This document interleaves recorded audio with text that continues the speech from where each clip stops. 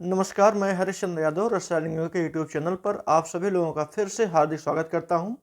आज की क्लास बहुत ही छोटी होने वाली है, एकदम छोटी क्लास होगी जिसको आप शॉर्ट वीडियो भी कह सकते हैं, लेकिन इतनी नहीं छोटी होगी कि शॉर्ट वीडियो जैसा लगे।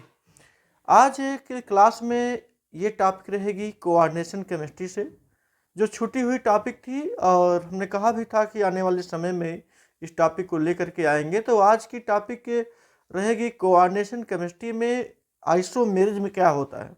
आपको पता है समवायता जैसे ऑर्गेनिक में होता था वैसे ही इनऑर्गेनिक में भी है। ऑर्गेनिक भी हमने यही बताया था कि जब समवायता की बात होती तो ऐसा कहते हैं कि जब अणुसूत्र एक ही हो लेकिन उसकी संरचनाएं अलग अलग हों, उसकी त्रिविम व्यवस्थाएं अलग अलग हों और इसी के अलग हो जाए, उसका नाम बदल जाए, उसका गुण बदल जाए, उसकी प्रॉपर्टी जितनी भी होती हैं सब बदलती हुई चली जाती हैं, लेकिन मॉलिक्यूलर फार्मूले में कोई परिवर्तन नहीं होता है। तो इसी प्रक्रिया को हम कहते हैं समवायता। आज उसी समवायता का अप्लाई हम करेंगे कोऑर्डिनेशन केमिस्ट्री में। आपको पता है कोऑर्डिनेशन केमिस्ट्री की जो समवायता होती है तो वैसे ही थोड़ा सा केवल डिफरेंट होता है। जितना उसमें आप कीटो इनाल पढ़े थे, स्थान समवायता पढ़े, तमाम समवायताएं थी, लेकिन अब उससे हट करके चूंकि ये इनऑर्गेनिक केमिस्ट्री के अंतर्गत आता है तो इसमें आज हम देखेंगे कैसे इसकी समवायता की पहचान करेंगे, कौन कौन सी समवायताएं पाई जाती हैं। तो आज की टॉपिक बहुत बड़ी नहीं, अब ये समझ लीजिए कि स्ट्रक्चरल आइसोमेरिज्म के भाग जितने भाग हैं उसी के बारे में बताया जाएगा। वैसे तो होता है समवायता इसमें भी स्ट्रक्चरल और ज्यामितीय या ज्योमेट्रियल जिसको बोल सकते हैं, संरचनात्मक समवायता, और दूसरा है ज्यामितीय समवायता। उसी ज्यामितीय समवायता के साथ साथ प्रकाशिक समवायता भी है। तो आज उन दोनों को छोड़ते हुए हम लोग चर्चा करेंगे केवल और केवल संरचनात्मक समवायता पर, जिसको आप कहते हैं स्ट्रक्चरल आइसोमेरिज्म। Structural isomerism. आज केवल और केवल एक टॉपिक का केवल एक एग्जाम्पल, और पूरी तरह से आज हम आपको विश्वास दिलाते हैं कि एक ही एग्जाम्पल से पूरी हेडिंग की बात आपको समझ में आ जाएगी। जैसे अगर बात करें स्ट्रक्चरल आइसोमेरिज्म में कितने पार्ट होते हैं, या तो इसकी पहले परिभाषा ही जान लीजिए। जब मॉलिक्यूलर फार्मूला एक ही हो लेकिन उसका स्ट्रक्चर बदल जाता हो, स्ट्रक्चर के साथ उसके नाम बदल जाते हो, उसकी प्रॉपर्टीज बदल जाती हो, तभी इस प्रकार की जो स्ट्रक्चरल आइसोमेरिज्म है इसकी उत्पत्ति होती है। अगर इसके हम भाग की बात करें तो यहाँ पर देखेंगे हम लिंकेज आइसोमेरिज्म कह सकते हैं। लिंकेज आइसोमेरिज्म हो गया, लिंकेज स्ट्रक्चरल आइसोमेरिज्म हो गया। दूसरे की बात करें तो कोऑर्डिनेशन आइसोमेरिज्म हो गया, आइसोमेरिज्म हो गया। और तीसरे की बात करें तो यहाँ पर तीसरा, पहला, दूसरा और तीसरे की अगर बात करें तो आयनाइजेशन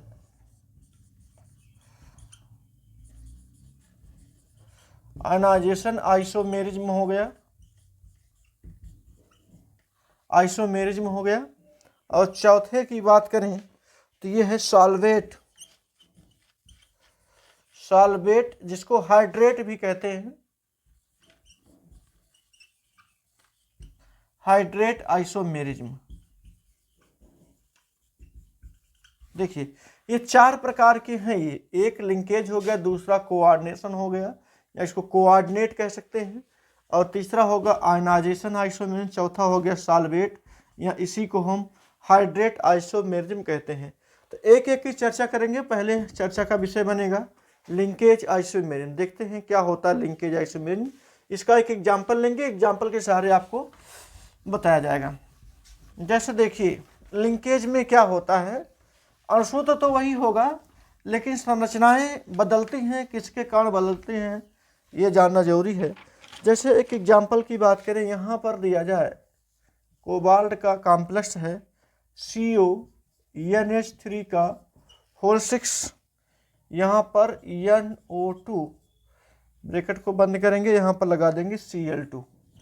देखिए यहाँ पर लिंकेज में हो क्या रहा है, ये आपको NO2 दिखाई दे रहा है। वास्तव में NO2 एक एम्बिडेंट लिगेंड होता है।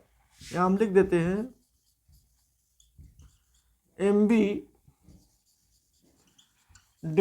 लिगेंड है। ये आपको एम्बीडेनेट लिगेंड के बारे में बताया गया है कि ऐसे लिगेंड जिसमें उपस्थित दो परमाणु विभिन्न मतलब अलग अलग तरीके से कोऑर्डिनेट बॉन्ड बना सकते हो।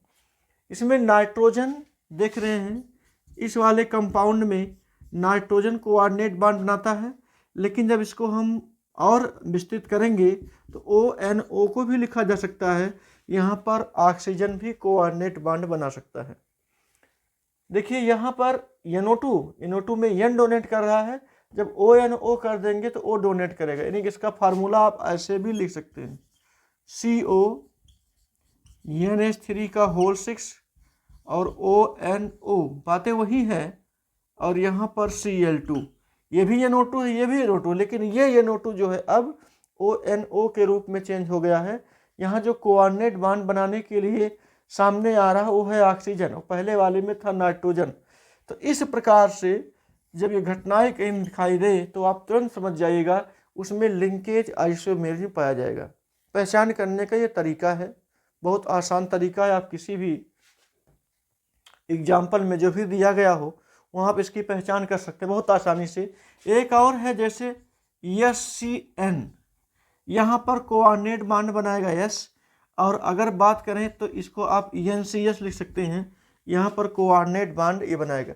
मतलब बेहिचक अगर कहीं NO2 दिखाई दे या SCN दिखाई दे और आपसे पूछा जाए किस प्रकार का आइसोमेरिज्म पाया जाएगा, तो आप बिल्कुल बेबाक होकर के आप कह सकते हैं इसमें लिंकेज आइसोमेरिज्म पाया जाए, क्योंकि यहाँ पर देख रहे हैं N भी बना सकता है कोऑर्डिनेट, O बना सकता है, थायो बना सकता है, और ये आइसोथायो नाइट्रोजन भी जुड़ सकता है और सल्फर भी जुड़ सकता है।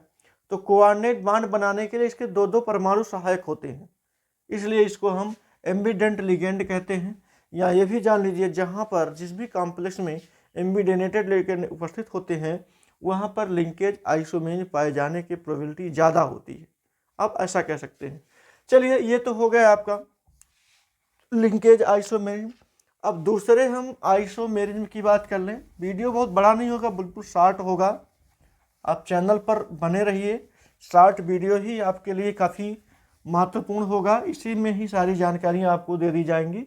और हाँ, यदि आप मेरे चैनल पर नए हैं तो चैनल को सब्सक्राइब करना मत भूलिए, और इसके साथ बेल आइकन को भी दबाइए ताकि आपको सारी वीडियो की सूचना पहले मिलती रहे। दूसरा है कोऑर्डिनेटेड बॉन्ड आइसोमेरिज्म।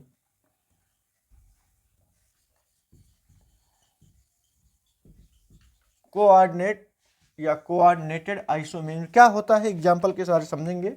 यहाँ पर दिया जा रहा है CO और ये है NH3 का होल 6, यानी अमोनिया की संख्या 6 है, और दूसरा जो है यहाँ पर क्रोमियम है, क्रोमियम के साथ यहाँ पर दिया जा रहा है CN का होल 6। देखेंगे इसमें दो टाइप के यहाँ पर सेंट्रल मेटल एटम दिए गए हैं, एक में कोबाल्ट दिया गया है, एक में क्रोमियम दिया गया है। कोबाल्ट जो है अमोनिया के साथ है, क्रोमियम जो है साइनाइड के साथ है, यानी CN के साथ है। अगर हम ऑक्सीकरण संख्या की बात कर लें तो कोबाल्ट भी 3 पॉजिटिव बनाएगा और क्रोमियम भी 3 पॉजिटिव बनाएगा।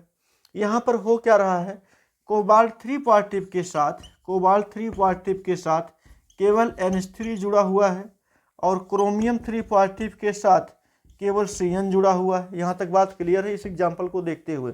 इसमें होगा क्या, जब कोऑर्डिनेटेड या कोऑर्डिनेट आइसोमेरिज्म की बात करेंगे तो जो ये CN है, जो एनायन है, नेगेटिव पार्ट है, वो चला आएगा इस कोबाल्ट के पास और NH3 वाला भाग चला जाएगा क्रोमियम के पास। यानी आप ऐसे कह लीजिए, दोनों रूपों में कह सकते हैं, लिगेंड का इंटरचेंज हो अथवा सेंट्रल मेटल का इंटरचेंज हो।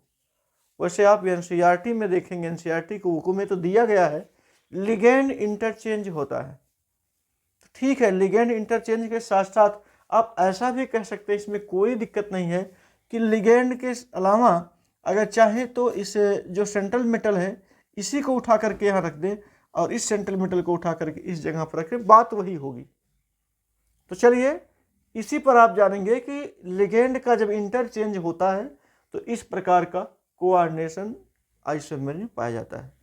मतलब ऐसे हो जाएगा, इसका लिख भी देते हैं हम। ये यहाँ पर CO है, CO रहने ही दो, लिगेंड को ही ले आएंगे। यहाँ पर CN की संख्या 6 हो जाएगी और यहाँ पर क्रोमियम है, क्रोमियम के साथ NH3 ले आएंगे, NH3 की संख्या 6 कर लेंगे। जैसे ये है वैसे ये है, बस CN यहाँ चला है, NH3 वहाँ चला गया है। इस प्रकार का आइसोमेरिज्म कोऑर्डिनेट आइसोमेरिज्म कहलाएगा। चलिए अगला आइसोमेरिज्म देखते हैं। अगला आइसोमेरिज्म क्या कहता है, ये भी इसी समय क्लियर कर लेते हैं। तीसरा है आयनाइजेशन आइसोमेरिज्म।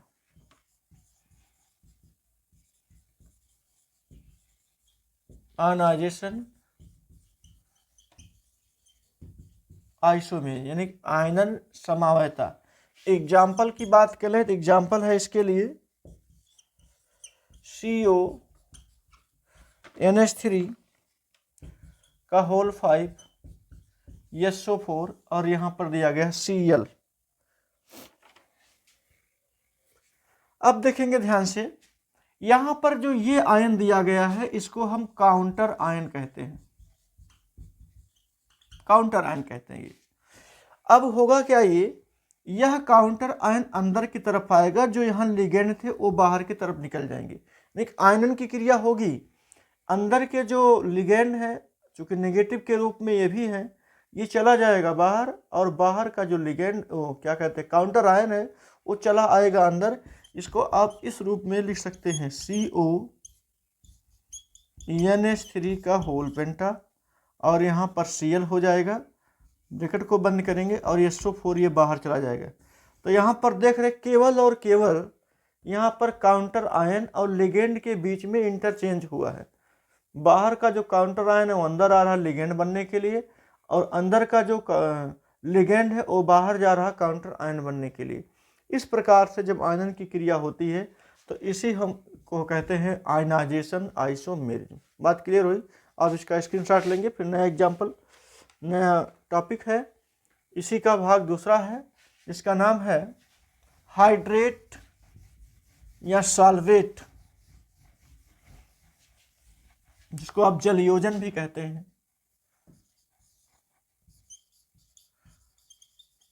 हाइड्रेट और सॉल्वेट, सॉल्वेट आइसोमेरिज्म। देखिए यहाँ पर हाइड्रेट, हाइड्रेट का मतलब होता है H2O, यानी जल है। यहाँ पर जो भी कुछ डिस्टर्ब होने वाला होगा वो जल ही डिस्टर्ब होगा। जैसे एग्जाम्पल में आपको दिया जा रहा है क्रोमियम, क्रोमियम का जो लिगेंड है वो है H2O का होल 6 है, और यहाँ पर Cl3 है। अब ये बदल जाएगा, यहाँ पर हम लिख देते हैं ये अथवा CrH2O की संख्या यहाँ पर आप 5 कर लेंगे, यहाँ एक Cl आ जाएगा, और यहाँ पर H2O और इंटू ये Cl, यहाँ पर ये हो जाएगा। हाँ देखेंगे वास्तव में इसका जो कलर था शुरुआत में ये वायलेट था, इसका वायलेट था, और बाद में चल करके इसका कलर जो हो गया वो ग्रे ग्रीन हो जाता है। ध्यान देंगे होता भी यही है, जब कोई कॉम्प्लेक्स किसी दूसरे कॉम्प्लेक्स में चेंज होता है तो उसका कलर भी बदल जाता है। कलर भी उसकी एक प्रॉपर्टी ही है। यहाँ पर देखेंगे हाइड्रेट में जो H2O की संख्या यहाँ पर 6 थी, 6 लिगेंड के रूप में था, ये बाहर निकल जाता, एक या सारे निकल जाते। अगर यहाँ पर 6 होता, 6 अंदर होते और ये 6 बाहर हो जाते। लेकिन हुआ कुछ ऐसे ही है कि एक H2O बाहर निकल गया, बाकी एक Cl आ गया है। कह सकते हैं कि जो क्रोमियम का क्या कह सकते हैं कोऑर्डिनेट बांड है वो फिक्स है, उस फिक्स को ये डिस्टर्ब नहीं करते हैं। ये 6 थे, 6 बना कर रखेंगे, एक Cl अंदर आएगा, H2O बाहर निकल जाएगा। हमने कहा भी यही कि जब इंटरचेंज ऑफ H2O होता है, H2O का बाहर निकल जाना होता है, तो इसी क्रिया को हम हाइड्रेट या सॉल्वेट आइसोमेरिज्म कहते हैं। आपको क्लियर हो गया होगा ये बात भी, हाइड्रेट आइसोमेरिज्म। और हम चाहेंगे कि इतने इसी पर ही इस क्लास को क्लोज किया जाए, क्योंकि हमने कहा था कि वीडियो बहुत लॉन्ग नहीं, बहुत शॉर्ट होने वाली है। 4 आइसोमेरिज्म को लेकर के जो कि भाग था स्ट्रक्चरल आइसोमेरिज्म का चारों पार्ट बता दिया गया, चारों के अलग अलग एग्जाम्पल बता दिए गए। अब आने वाले कोई भी क्वेश्चन आप इन चारों आइसोमेरिज्म से अगर आते हैं तो आप बिल्कुल कर लेंगे, निस्संदेह कर लेंगे, इसमें कोई दिक्कत नहीं है। आज की क्लास को यहीं क्लोज करेंगे, मिलेंगे नेक्स्ट वीडियो में किसी नेक्स्ट टॉपिक के साथ। तब तक के लिए थैंक यू सो मच। जय हिंद, जय भारत।